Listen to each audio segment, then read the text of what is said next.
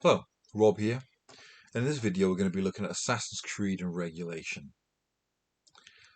Now this is relating to section B, and we're going to be looking at media industries and media context for this. As you can see, the role of regulation in global production and distribution is one of the key things we need to be looking at. This ties in with Sonia Livingston and Peter Lunt's theories about regulation. The idea that there's an underlying struggle in recent UK regulation policy between the need to further the interests of citizens by offering protection from harmful or offensive material, and the need to further the interests of consumers by ensuring choice, value for money, and market competition. So in other words, members of the public should be able to play whatever game they want within reason, but we need to protect people who might be vulnerable, principally children. This is put at risk because there's this idea that the increasing power of global media corporations, together with the rise of convergent media technologies and transformations in the production, distribution, and marketing of digital material, have placed traditional approaches to media regulation at risk. It's all very well being restricted by UK regulation in this country, but if you can go abroad and get it abroad by using, a proxy or something like that, or you can pirate it, then that means that the regulation policy has no effect. Now, why does this matter? This all ties in with media effects theory and Albert Bandura. Albert Bandura talked about the idea that media can implant ideas in the mind of the audience directly, that the audience acquires attitudes, emotional responses, and new styles of conduct through modeling. In other words, we copy the behavior we see from people or places that we see as influencers. And that the media representations of transgressive behavior like violence and physical aggression can lead audience members to imitate those forms of behavior. Now, this ties in with a stretch and challenge theory we've got, which is Moral Panics and Folk Devils by Stanley Cohen. For centuries, essentially, people have tried to blame society's problems on a variety of sources. And the media has often been a folk devil, which is like a scapegoat. A folk devil is who we blame for society's problems. We have a moral panic about it. So a moral panic occurs when someone or something is defined by the media as a threat to the values or interests of society. And the people who are responsible for that are called folk devils. They're the people who are blamed for threatening the social order and causing the problems that are at the heart of the moral panic. This all ties into effects theory,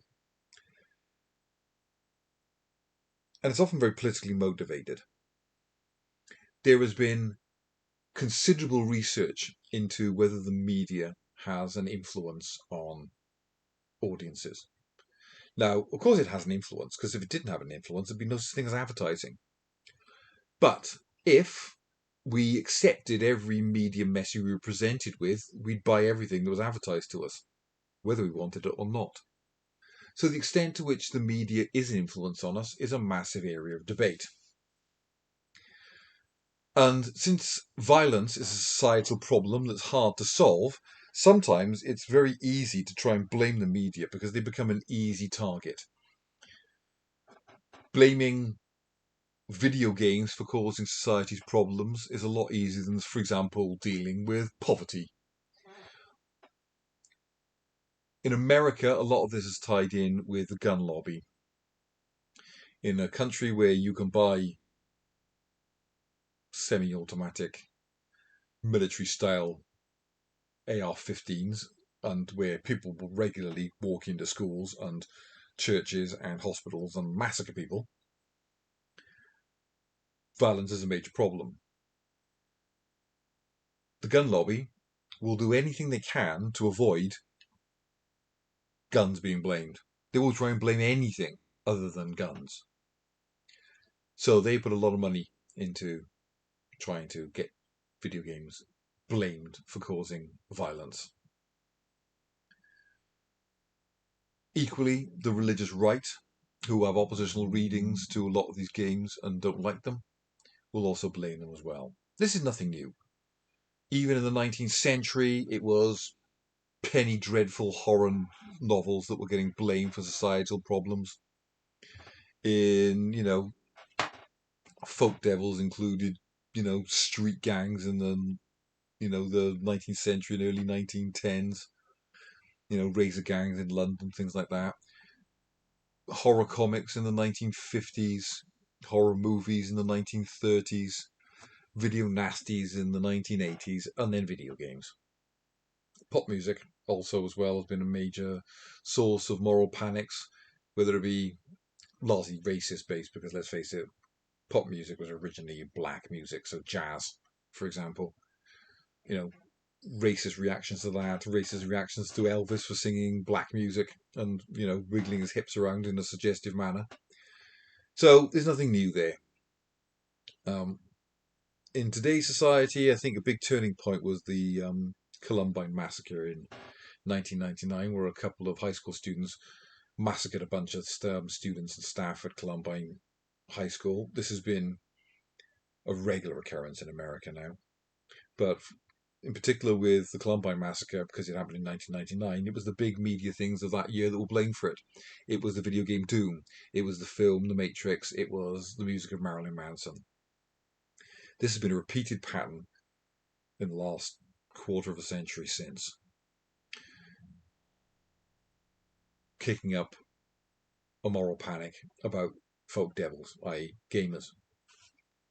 There have been hundreds and hundreds and hundreds, if not thousands of studies trying to make a link between video games and violence and aggression, and it's never been proved. Meta-studies of all these have never proved a link.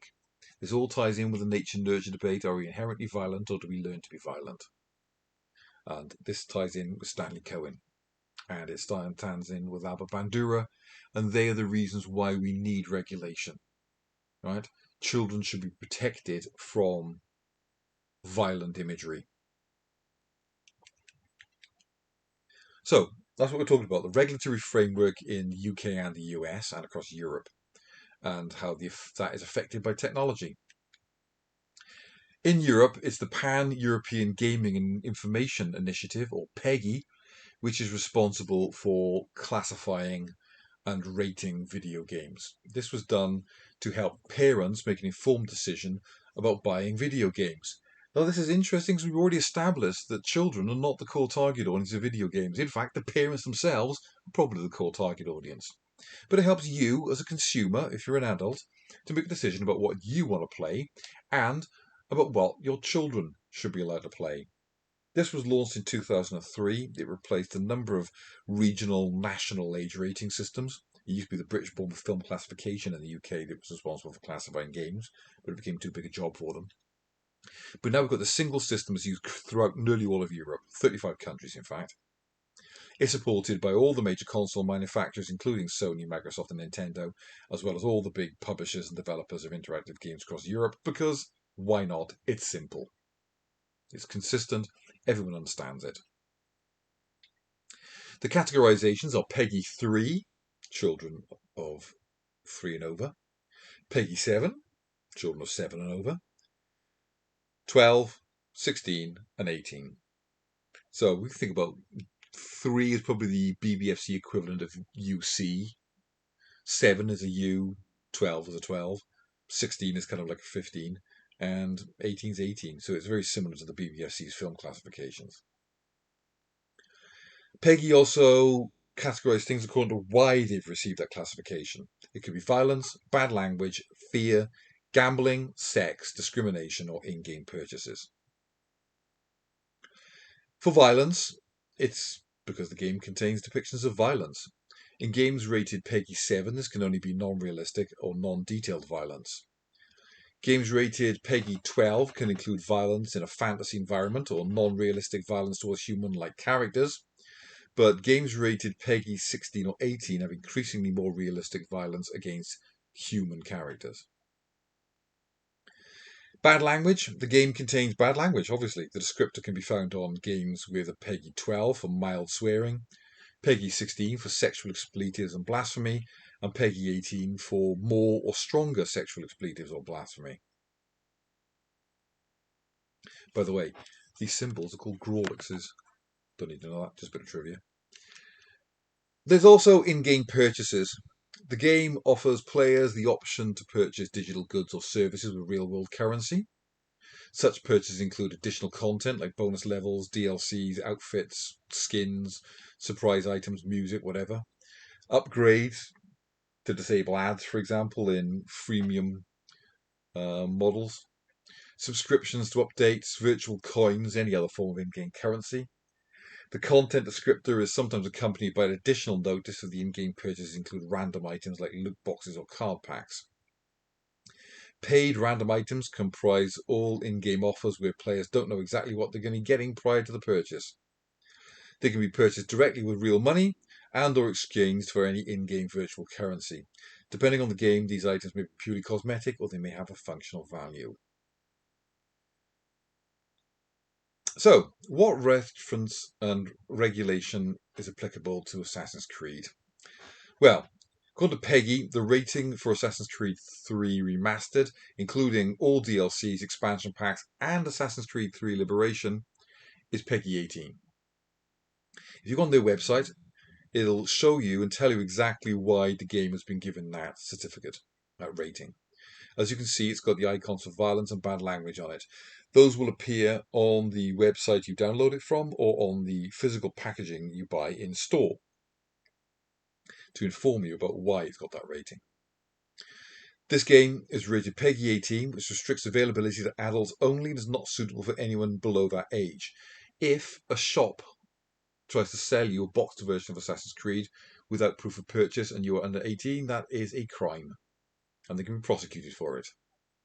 Same with any retailer, whether they be bricks and mortar or online. This rating has been given to a strong violence against vulnerable and defenseless characters, motiveless killing of innocent characters, and the use of sexual expletives. Violence against vulnerable and defenseless characters is a very big deal, especially for the BBFC in films.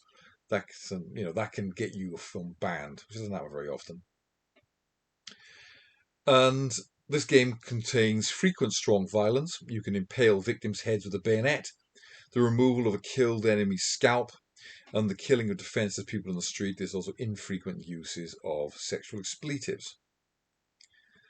As for Assassin's Creed Valhalla, same thing basically. The game contains frequent depictions of graphic violence towards human-like characters, powerful attacks with weapons that can cause decapitation or dismemberment.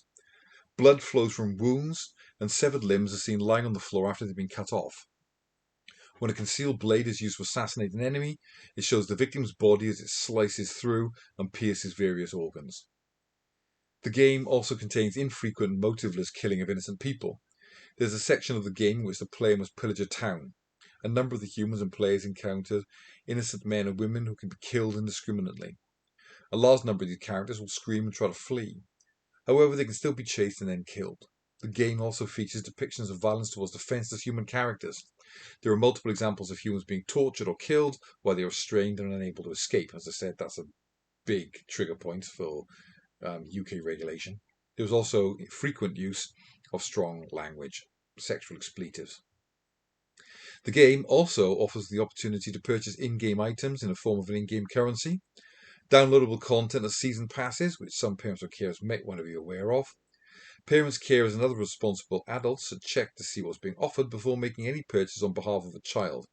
It should be noted the game can still be played without the need to purchase such items.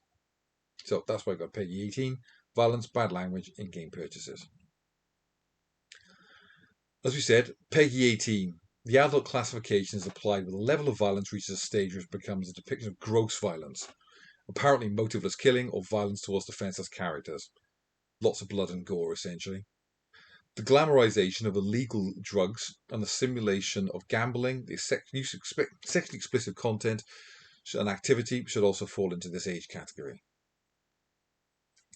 The North American, so that means United States of America and Canada and Mexico come to that, but in America and Canada, it's the ASRB, the Entertainment Software Ratings Board, self-regulatory organization that assigns age and content ratings to consumer video games in the US and Canada. Been around since 1994, set up by the Entertainment Software Association in response to the criticism of controversial video games with excessively violent or sexual content.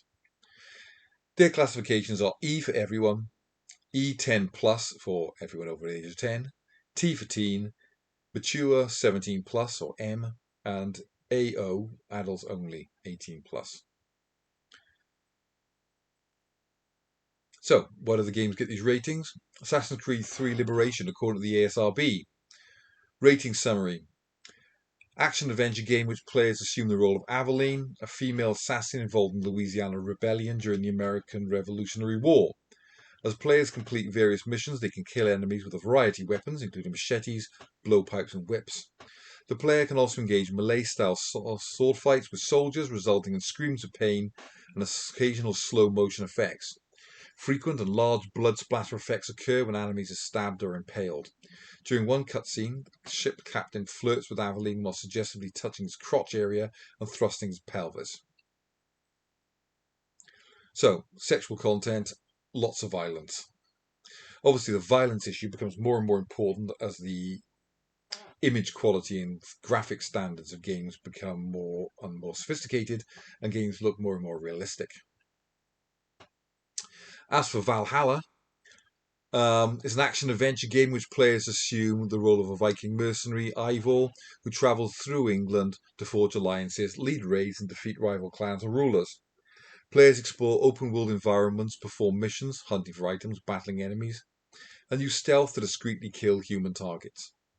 Players also use swords, axes, arrows, and siege weapons to kill multiple enemies, soldiers, mythic boss characters, in frenetic melee-style combat. Combat is highlighted by screams of pain and frequent blood splatter effects. Some weapons allow players to decapitate enemies. Zoomed-in sequences depict the victim's bones, organs, and muscles getting damaged by the player's blade. The game contains some sexual material. A mission takes place in a brothel.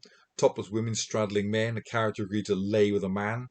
Kissing is depicted before the scene fades to black. A handful of sequences depict screen distortion, discoloration, and impaired movements after player character consumes mushrooms or inhales mushroom-based fumes. Dialogue states, "I may still be buzzing from these mushrooms." Player characters can also engage in a drinking contest.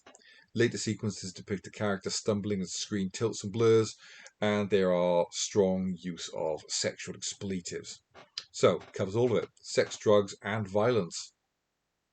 Blood and gore, intense violence, partial nudity, sexual themes, strong language, use of drugs and alcohol, flat out mature 17 plus M rating. Across all platforms. So, this is the kind of content you don't want children playing with. Alright? Nonetheless, though, as we said, children aren't the key audience of video games in today's day and age.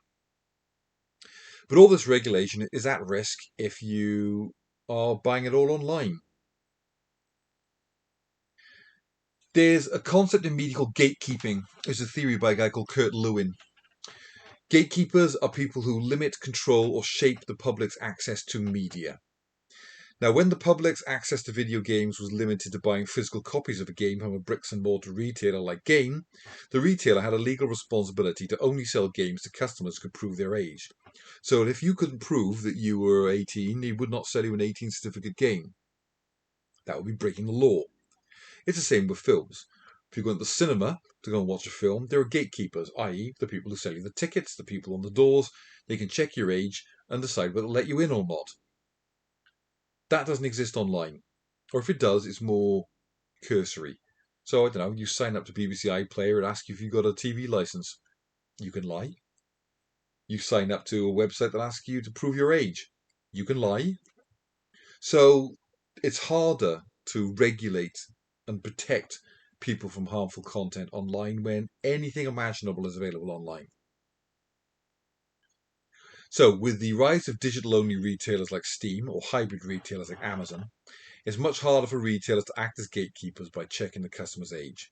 This puts traditional approaches to media regulation at risk, as Livingston and Lund pointed out. Game piracy, of course, has an even greater impact on the regulation of games because it's all done illegally and there's nothing you can do to stop it. So that makes regulation harder. So that gives you a background to what categorizations they've been regulated at, why they've been regulated at that, and why the internet for this is a problem. Right, you know where I am if you've got any questions. See you in the next one.